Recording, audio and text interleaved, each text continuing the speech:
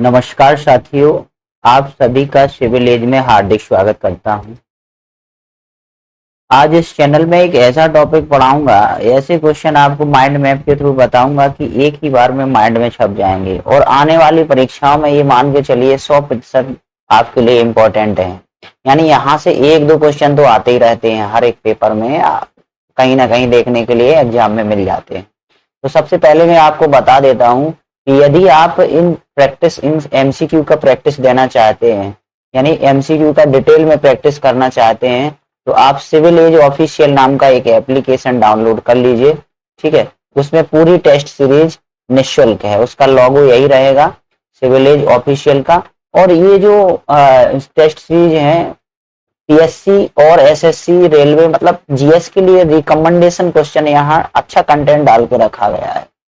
कहीं कहीं तो आपको सीधे सीधे एग्जाम में क्वेश्चन देखने के लिए मिल जाएंगे। ठीक है, आपकी प्रैक्टिस को एकदम इंपॉर्टेंट बना देंगे और आपको मजा आ जाएगा इस एप्लीकेशन पे। तो चलिए इस बात को यहीं खत्म करते हैं और आगे इस टॉपिक को समझते हैं। आज के क्वेश्चन फायर होने वाले हैं भाई, है ना। नेक्स्ट देखिए, अब क्या है डीपीएसपी, है ना। डीपीएसपी का मतलब होता है direct principle state policy. Okay, तो ये जो स्टेट के लिए जो सिद्धांत हैं एक पॉलिसी की तरह काम करते हैं, ये नीति के लिए, राज्य के लिए, इसलिए इन्हें राज्य का नीति निर्देशक तत्व कहा गया है। ठीक है, तो जो राज्य के नीति निर्देशक तत्व हैं वो हमारे संविधान में कहाँ शामिल किए गए हैं? हाँ, कहाँ शामिल किए गए हैं? भाग 4 में। ओके, संविधान के कौन से भाग 4 में ये शामिल किए गए? संविधान के भाग 4 में और आर्टिकल 36 से 51 में शामिल किए गए। अब चूंकि प्रेरणा स्रोत हमारे संविधान में कहां से गृहीत हैं, ये आयरलैंड के संविधान से, आयरलैंड के संविधान से। और इस आयरलैंड ने यहाँ स्पेन के संविधान से, यूरोप की कंट्री है, ये स्पेन के संविधान से आयरलैंड ने ग्रहण किया, फिर आयरलैंड के संविधान से हमने इंडिया में लाए। ठीक है, और स्पेन के ही संविधान से ये 1937 में मतलब यूएसए के संविधान में भी शामिल किए गए। ओके, तो आयरलैंड जिसने की संविधान 1937 में जिसने इसे स्पेन के संविधान से ग्रहण किया, तो डॉक्टर भीमराव अंबेडकर ने, जो डॉक्टर भीमराव अंबेडकर थे, इन्होंने एक विशेष विशेषता वाला कहा। ठीक है, क्या कहा? एक विशेष विशेषता वाला कहा। तो डॉक्टर भीमराव अंबेडकर जो प्रारूप समिति के अध्यक्ष थे, संविधान निर्माती एक प्रारूप समिति थी। ठीक है, ये जो इसके अध्यक्ष थे, इसमें कितने सदस्य थे? 7 सदस्य थे। ओके, तो इन तत्वों को संविधान की विशेषता वाला बताया। किसने बताया? अंबेडकर ने। और ग्रैनवेल ऑस्टिन थे, एक संविधान विशेषज्ञ थे ब्रिटेन के। इन्होंने ये कहा कि देखिए, मान के चलिए कि ये आपके फंडामेंटल राइट हैं और ये आपके क्या हैं? डीपीएसपी है। तो डीपीएसपी है, इनके बीच का जो भाग है, इन्होंने कहा कि ये जो दोनों को संविधान की आत्मा कहा गया। संविधान की आत्मा यानी मिला जुला भाग, डीपीएसपी और आपका क्या? Fundamental right. ओके, तो जो आर्टिकल 36 से 51 भाग 4 था, है ना, उसको हमने आयरलैंड के संविधान से शामिल कर लिया गया। अब इनकी विशेषता परिभाषा के बारे में बताया गया है कि आर्टिकल 36 में वही राज्य की परिभाषा बताया गया है, राज्य की। तो आर्टिकल 36 में राज्य की परिभाषा वही है जो संविधान के भाग 3 में, ठीक है, कौन सा? भाग 3 में आर्टिकल 12 में राज्य की परिभाषा बताया गया। ये फंडामेंटल राइट में है, ये नीति निर्देशक तत्व में। इन्होंने कहा कि जो हमारी मान के चलो लोकसभा और विधानसभा होती हैं, उनके जो अंग होते हैं, अंग व प्राधिकरण होते हैं, वो राज्य माने जाते हैं। ठीक है, और इसमें शामिल किया गया और स्थानीय प्राधिकरण के अंगों को शामिल किया गया। स्थानीय प्राधिकरण के अंग और उसके अलावा लोक प्राधिकरण के अंग। लोक प्राधिकरण में क्या क्या शामिल हो जाता है? एलआईसी हो जाता है, जीआईसी हो जाता है, सेल हो जाता है, वेल हो जाता है, ये सब लोक प्राधिकरण है। और सार्वजनिक क्रम की कंपनी हो जाती है। तो ये प्रकृति में कैसे हैं? गैर न्यायोचित हैं, यानी हम इनको लागू करने के लिए न्यायालय नहीं जा सकते हैं, जबकि फंडामेंटल राइट बाध्य है, यानी उसको लागू करने के लिए हम सुप्रीम कोर्ट और हाई कोर्ट का मूव कर सकते हैं। ठीक है, हनन होने पर न्यायालय लागू नहीं करती है, पर देश के शासन में ये मूलभूत हैं। ठीक है, और उद्देश्य इनका ये है कि हम पुलिस राज्य की व्यवस्था ना करके एक कल्याणकारी राज्य की, जैसे कि सामाजिक, आर्थिक, राजनीतिक कल्याण की व्यवस्था करें। क्योंकि राजनीतिक कल्याण की बात फंडामेंटल राइट में की जाती है और आर्थिक कल्याण और सामाजिक कल्याण की बात हमारे डीपीएसपी यानी वास्तविक लोकतंत्र की स्थापना करना है, ये नीति निर्देशक तत्वों में बात की जाती है। ठीक है, क्योंकि निर्देशक तत्वों का वर्गीकरण पूछा जाए तो संविधान में कितने भागों में बांटा गया है, तो संविधान में कोई विशेष उपबंध नहीं किया गया है विभाजन का। ये हमने अपने अध्ययन की दृष्टि से विभाजन का कर लिया है 3 भागों में। एक तो समाजवादी सिद्धांत, गांधीवादी सिद्धांत, उदार बौद्धिक सिद्धांत। अब चूंकि गांधीवादी सिद्धांत आपको दिख रहे हैं, तो ये गांधी जी ने जब राष्ट्रीय आंदोलन में जो अपना योगदान दिया था, तो इनके योगदानों को समाहित हमने संविधान में कर लिया। इनके विचारों को, जो इन्होंने आर्थिक व सामाजिक व लोक व्यवस्था के संबंध में, जैसे कुटीर उद्योग है ना, को प्रोत्साहन, नशाबंदी और जाति छुआछूत, ये गांधी जी ने इनका प्रबल विरोध किया था। जैसे उनकी पुस्तक थी एक हरिजन व यंग इंडिया, आप उसमें देख सकते हैं कि इन पुस्तकों में गांधी जी ने राष्ट्रीय आंदोलन में इन कुटीर उद्योगों का और हस्तशिल्प उद्योगों का प्रमोशन किया। नशाबंदी यानी जो नशा था और किसी भी प्रकार का ड्रग्स मद था, उसको उन्होंने बैन किया। और ग्राम पंचायतों का यानी सत्ता का जो विकेंद्रीकरण है, उन्होंने कहा था कि ग्राम पंचायत है एक स्वायत्त इकाई के रूप में हो, यानी ऑटोनोमस, स्वतंत्र हो, उसका सत्ता पूर्ण रूप से चलता हो। ठीक है, और ये जो सत्ता का क्रम, सोपान क्रम इन्होंने बताया कि निचले स्तर यानी ग्राम पंचायत से उठ करके ये लोकसभा व राज्यसभा तक यानी उच्च स्तर तक जाए। ठीक है, तो आर्टिकल 38, आर्टिकल 39, आर्टिकल 41, 42, 43, 47 ये समाजवादी आर्टिकल हैं। ये आपके गांधीवादी हैं 40, 43, 46 और ये 47, 48। बाकी ये 44, 45, 48, ये 49, 50 ये कैसे हैं, 51 ये बौद्धिकवाद हैं। ठीक है, तो नेक्स्ट आइए नेक्स्ट देखते हैं समाजवादी। 38 में है लोक कल्याण की उन्नति, सामाजिक व्यवस्था, सामाजिक व आर्थिक व राजनीतिक न्याय। ठीक है, ये 38(1) में है। अब 38(2) की बात करते हैं। 38(2) की जो व्यवस्था की गई है, इसमें आय, प्रतिष्ठा है ना, अवसर की समानता या असमानता को खत्म करना, किसी भी प्रकार की असमानता को खत्म करना यानी प्रैक्टिस बैन है, ये 38(2) में कहा गया है। 39 में है आजीविका के साधन यानी संसाधनों का वितरण व समान कार्य के लिए समान वेतन। 39 में बहुत सारी चीजें जोड़ी गई हैं, वो मैं आपको डिटेल से अभी बताऊं। 39(a) के बारे में देखिए, समान न्याय यानी ये समान न्याय, कोई गरीब व्यक्ति है, क्योंकि कानून बहुत महंगा है, कानून में खर्चा बहुत आता है वकील अपील करने के लिए, तो ये हमारे संविधान में प्रावधान है कि यदि कोई गरीब व्यक्ति है अपने कानून या विधि का खर्चा नहीं उठा सकता है, उसके साथ कोई उसके फंडामेंटल राइट का हनन हुआ है, तो वो समान न्याय व गरीबों को निःशुल्क विधिक सहायता, ये 42 में संविधान संशोधन द्वारा जोड़ दिया गया। 41 में काम, शिक्षा व लोक सहायता पाने का अधिकार है। बुढ़ापा, बीमारी, अशक्तता, किसी भी प्रकार में ये लोक सहायता पाने का क्या है, अधिकार देता है आर्टिकल 41। आर्टिकल 42 काम की न्याय संगत व मानवीय परिस्थितियां तथा मातृत्व राहत यानी प्रसूति सहायता। ठीक है, जो गवर्नमेंट क्या चलाती है, जननी सुरक्षा योजना चलाती है, लाडली लक्ष्मी योजना चलाती है, यानी जो महिलाएं जिस समय प्रसूति यानी बच्चा देना पैदा करने के लिए यानी गर्भवती महिलाएं जब जाती हैं, तो उनको ये शासन के द्वारा प्रसूति सहायता प्रदान की जाती है। ओके, आर्टिकल 42 के तहत है वो। चलिए अब नेक्स्ट देखिए, गांधीवादी विचारधारा के मूल सिद्धांत। इसमें आर्टिकल 40 है, इसमें ग्राम पंचायतों का गठन है, संगठन व स्वायत्त इकाई यानी ग्राम पंचायतों का गठन किया जाए, उनको एक ऑटोनोमस यानी स्वतंत्र बॉडी के रूप में शक्तियां प्रदान की जाएं, ये आर्टिकल 40 में कहा गया। आर्टिकल 43 में ग्रामीण क्षेत्रों में व्यक्तिगत व सहकारी आधार पर कुटीर उद्योगों की स्थापना। ठीक है, उद्योगों में आर्टिकल 43(a) भी कहता है कि उद्योगों में कामगारों का प्रबंधन। ठीक है, उद्योगों में कामगारों का प्रबंधन। ओके, अब यहाँ देखिए आर्टिकल 46 में SC/ST के जो व्यक्ति हैं और समाज के जो कमजोर वर्ग हैं EWS को छोड़कर उनके आर्थिक हितों को बढ़ावा देता है। ओके, आर्टिकल 47 किसी भी प्रकार की नशीली दवाओं और शराब के सेवन पर प्रतिबंध लगाता है। ठीक है, और इन्होंने एक आर्टिकल 43 भी जोड़ा है 43 बी जोड़ा है, ये 97वें संविधान संशोधन 2011 के द्वारा जोड़ा गया। ओके, 2011। इसमें सहकारी समितियों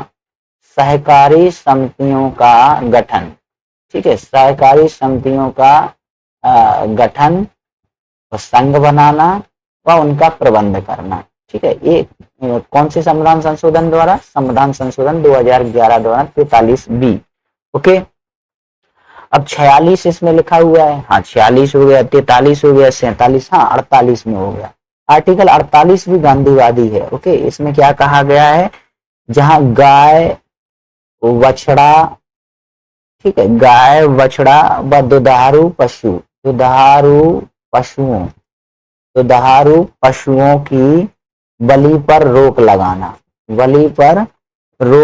और इनकी नस्लों में क्या करना? सुधार करना। यानी गाय बछड़ा और दुधारू पशुओं की जो बलि है उसको रोक लगा सकते हैं, यानी बलि प्रतिबंध लगा दिया गया आर्टिकल 48 के तहत। तो जो उनकी नस्ल है उनमें सुधार किया गया। ओके, विकेंद्रीकरण, ये देखिए ग्राम पंचायतों को आर्टिकल 40, ये तो चूंकि नीति निर्देशक तत्वों में था, अब इनको मूर्त रूप प्रदान करने के लिए सरकार ने लोकतांत्रिक जड़ों यानी लोक व्यवस्था के रूप में कदम उठाए और ग्राम पंचायतों का गठन कर दिया गया और एक विकेंद्रीकरण करना, ग्रामीणों की शासन की भागीदारी को बढ़ाना है। अब 73वें संविधान संशोधन और 74वें संविधान संशोधन अधिनियम के द्वारा पंचायती राज्यों को संवैधानिक दर्जा दिया गया। ये 1992 में जोड़ा गया, ये 1993 में जोड़ा गया, ठीक है। ये नगर पालिकाओं से, ग्राम पंचायतों से संबंधित है और ये नगर पालिकाओं से संबंधित है। क्लियर है? इसमें आपके 29 विषय दिए गए, इसमें 18 विषय दिए गए। ये भी पूछा जाता है भैया कि नगर पालिकाओं को कितने विषय प्रदान है, तो 29 प्रदान है, पंचायतों को 18 विषय। नेक्स्ट देखिए, उदार बौद्धिक सिद्धांत, ये 45 से 51 है। 45 में सभी बच्चों के लिए 6 वर्ष की आयु पूरी करने तक बच्चों की देखरेख तो शिक्षा के लिए ये अधिकार जोड़ा गया। चूंकि ये क्या था? डीपीएसपी था। डीपीएसपी में ये कहता है कि हम ये न्यायालय के द्वारा लागू नहीं करवा सकते, इसलिए सरकार ने संसद ने कदम उठाते हुए क्या किया? शिक्षा को अनिवार्य शिक्षा बनाया। शिक्षा को अनिवार्य बनाने के लिए इन्होंने एक 86वें संविधान संशोधन 2002 के द्वारा, ये संशोधन 2002 के द्वारा आर्टिकल 21 में एक 21A जोड़ दिया गया। उसमें ये कह दिया गया कि 6 से 14 वर्ष के बच्चों से आयु को राज्य शिक्षा देने की कदम उठाएगा, अब देखिए इन्होंने ये कर दिया गया फंडामेंटल राइट, तो ये मूलभूत अधिकार बन गया। अब इसको लागू करना संसद का अनिवार्य रूप हो गया, क्योंकि यदि लागू नहीं करेंगे तो आप इसको लेकर न्यायालय में सीधे जा सकते हैं, ठीक है। तो न्यायालय में जाने के 2 ही आधार हैं लागू कराने के लिए, एक तो आर्टिकल 32 सुप्रीम कोर्ट में जाते हैं और आर्टिकल 226 ये हम हाई कोर्ट में जाते हैं।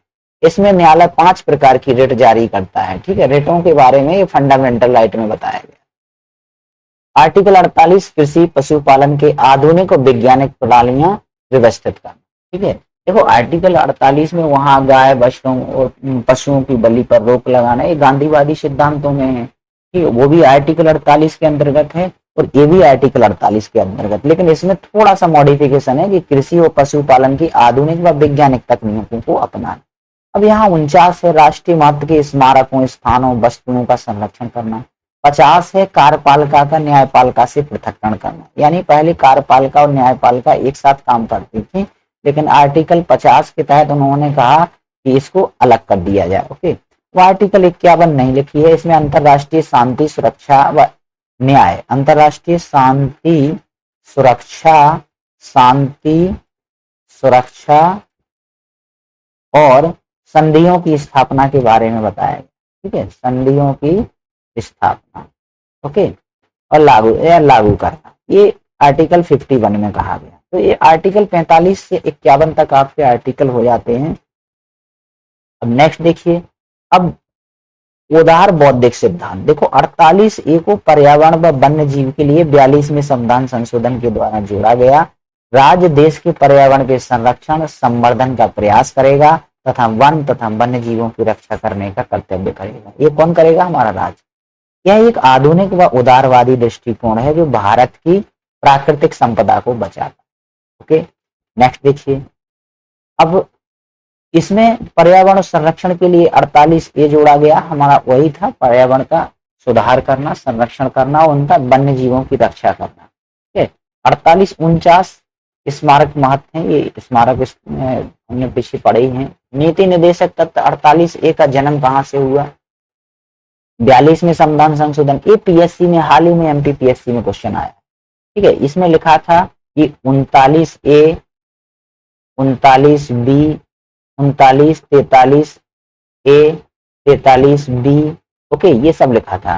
तो 48A कौन सा अनुच्छेद 42वें संविधान संशोधन के द्वारा नहीं जोड़ा गया, ऐसा क्वेश्चन पूछा। तो ये 43B है, जो कि 97वें संविधान संशोधन 2011 के द्वारा। ए इसमें से एक भी, ये सभी 42वें संविधान संशोधन के द्वारा। तो 48 पर्यावरण और वन्य जीवों की रक्षा करता है। 43 उद्योगों के प्रबंधन में कामगारों की भागीदारी या व्यवस्था करता है। 39A समान न्याय और मुफ्त कानूनी सहायता की बात करता है। 39 बच्चों के स्वास्थ्य और विकास के बारे में करता है। ठीक है, निदेशक तत्वों का क्रियान्वयन। अब 48 ये पर्यावरण को मूर्त रूप देने के लिए इन्होंने कुछ अधिनियम स्थापित किए, जैसे कि वन जीव संरक्षण अधिनियम 1972 आया। इसमें जीवों की सुरक्षा और उनको एक कवच प्रदान करना था। इसमें 3 प्रकार के, जैसे कि बायोस्फीयर रिजर्व, राष्ट्रीय उद्यान और आपका राष्ट्रीय अभ्यारण्य, है ना, वन्य जीव अभ्यारण्य, इनको इस अधिनियम के तहत स्थापना कर दिया गया। अब वन संरक्षण, वनों की सुरक्षा करने के लिए वनों की कटाई पर रोक लगा दी गई। वन संरक्षण अधिनियम 1980 आया। एक और पर्यावरण संरक्षण आया, 1986 एक्ट आया, ये भी याद रखिए। ठीक है, ये वन संरक्षण है, ये पर्यावरण संरक्षण है। जल अधिनियम 1974 में आया था और इसके तहत प्रदूषण बोर्ड की स्थापना 1974 में ही कर दी गई थी। ओके, राष्ट्रीय वन नीति 1988 है, वनों की सुरक्षा। इसमें 33% क्षेत्रफल पर वनों को अनिवार्य कर दिया था। ठीक, 48 में। तो ये आप ध्यान रखना है इस चीज का। नेक्स्ट देखिए, ये नकारात्मक है, यानी ये देखो, ये व्यक्ति के व्यावहारिकता को बढ़ाते हैं। यानी कहने का तात्पर्य है, जब व्यक्ति के अधिकारों की हनन होती है तो ये राज्य की शक्ति को रोकते हैं और व्यक्ति के अधिकारों को बढ़ाते हैं। यानी नागरिक क्या कर सकते हैं, इनको लागू कराने के लिए न्यायालय जा सकता है। यानी कह सकते हैं कि न्यायोचित हैं या बाध्य हैं, न्यायालय द्वारा लागू नहीं हो सकते हैं। जस्ट इसके अपोजिट निदेशक तत्व कैसे हैं, राज्य को कार्य सौंपते हैं, ये व्यक्ति के पावर को कम करते हैं, यानी व्यक्तिवादी नहीं है, राज्य के सिद्धांतों को बढ़ाते हैं, गैर न्यायोचित है। तो न्यायालय द्वारा इसमें नहीं जा सकता है, क्योंकि न्यायालय नहीं जा सकते हैं तो राज्य का पावर, राज्य अपने मनमाने ढंग से कानून बना सकता है, लेकिन ऐसा नहीं है। ये राजनीतिक लोकतंत्र है, ये सामाजिक व आर्थिक। ठीक है, ये राजनीति या पॉलिटी की बात करते हैं, ये सोशल इकोनॉमिक की बात करते हैं। ये व्यक्तिगत कल्याण के लिए है, यानी आप खुद के लिए आप जा सकते हो या फिर एक संघ के संगठन के लिए न्यायालय में जा सकते हो। ये समुदाय, पूरे समुदाय के बारे में, यानी सभी समाज को केंद्रित करते हुए समुदाय के कल्याण को प्रोत्साहन की बात करते हैं। ठीक है, संवैधानिक टकराव, ये सबसे पहले मामला आया चंबकम दोराय राजन मामला 19 बनाम भारत संघ 1951 में आया। ओके, इन्होंने कहा कि मूल अधिकार श्रेष्ठ हैं और निदेशक तत्व इसके पूरक। फिर गोलकनाथ मामला 19 पंजाब राज्य 1967 में आया। इसमें इन्होंने कहा कि निदेशक तत्व के लिए मूल अधिकारों में संशोधन नहीं किया जा सकता। ठीक है, फिर 42वां संविधान संशोधन 1976, जिसको लघु संविधान कहा जाता है, निदेशक तत्व 39 को मूल अपराध अधिकारों की प्राथमिकता दी गई। मिनर्वा बिल्स 1980 में मामला आया। इन्होंने संतुलन का सिद्धांत दिया, यानी इन्होंने कहा कि जो नीति निदेशक तत्व फंडामेंटल राइट हैं, एक ही रथ के 2 पहिए हैं। तो 2 पहिए, रथ में 2 पहिए लगे रहते तो दोनों संतुलन मानते हैं। तो एक पहिया आपका डीपीएसपी का हो गया और एक पहिया फंडामेंटल राइट का हो गया। ये पहिया नहीं चलेगा तो गाड़ी ही नहीं चलेगी। इसका मतलब है कि इन्होंने नीति निर्देशक तत्वों, जो कि मूल अधिकार हैं, उनमें क्या किया, उनमें इन्होंने संतुलन की व्यवस्था दी या व्याख्या की। ठीक है, मिनर्वा मिल्स सिद्धांत 1980 स्वर्ण संतुलन। उच्चतम न्यायालय ने व्यवस्था दी कि भारतीय संविधान मूल अधिकारों व निदेशक तत्वों के बीच संतुलन आधारित है, एक रथ के 2 पहिए के समान है। एक को दूसरे पर लादने से संविधान की मूल भावना कैसी होगी, बाधित हो जाएगी। ठीक है, भाग 4 के बाहर भाग 16 अनुच्छेद 335 इसमें कहा कि सेवाओं के लिए अनुसूचित जातियों व जनजातियों के दावे, ठीक है, नौकरियों में SC ST के दावे, भाग 16 आर्टिकल 35 में। ये भी एक आर्थिक सामाजिक कल्याण की बात करता है। तो नीति निदेशक तत्व है, क्योंकि नीति निदेशक तत्वों की भाग 4 में शामिल नहीं है, ये भाग 16 में, तो ये नीति निदेशक तत्वों की बाहर की बात है, लेकिन ये है नीति निदेशक तत्व। सॉरी। भाग 17 यानी आर्टिकल 350 का अल्पसंख्यक वर्गों के बालकों को प्राथमिक स्तर पर मातृभाषा में शिक्षा की व्यवस्था करता है। भाग 17 आर्टिकल 351 को हिंदी भाषा के विकास की बात करता है। नेक्स्ट देखिए, MCQ है, पर्यावरण व संरक्षण तथा संवर्धन और तथा वन्य जीवों की रक्षा के लिए कौन सा आर्टिकल जोड़ा गया इस संशोधन के द्वारा? तो ये 42वें संविधान संशोधन के द्वारा। पर्यावरण संरक्षण देखिए ये हो गया, इसके टिप्स हैं, अब आप इसको देख लीजिएगा। MCQ दिए हैं, ये आपका डिटेल में माइंड मैप दिया है, आप इसको आसानी से पढ़ सकते हैं। ये जितने संशोधन हुए हैं इनका विकास है। चलिए धन्यवाद। लेकिन ध्यान रखिए आप क्या करना, इसको टेस्ट देना नहीं भूलिए, ठीक है। उस चैनल को सब्सक्राइब करना मत भूलिए भाई, सब्सक्राइब कर दीजिए, ताकि हम लोग आगे क्या करेंगे, अच्छा टॉपिक लाएं, अच्छे डाटा आपको फ्रेम करके दें, अच्छा MCQ पढ़ाएं, है ना। तो मोटिवेशन मिलेगा मेरे को यहाँ से, तो थोड़ा लाइक और सब्सक्राइब जरूर कीजिए। चलिए, थैंक यू, धन्यवाद।